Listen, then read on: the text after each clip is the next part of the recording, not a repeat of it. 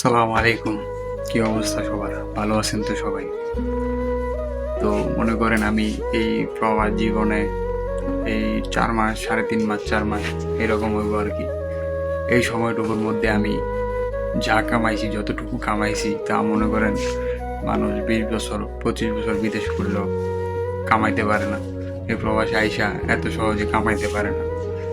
তো এটুকু শোনার পরে তো আপনাদের ইচ্ছা হইতেছে যে কি কামাইলাম, কি এমন? আপনাদের জানতে তো ইচ্ছা হইতেছে।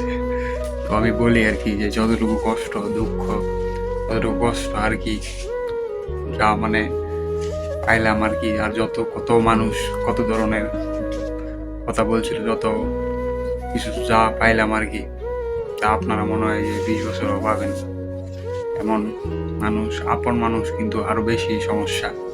ওটা বুঝবেন। তার মানে একটু বুঝে শুনে প্রবাসে আসবেন। একটু যাচাই বাছাই করবেন।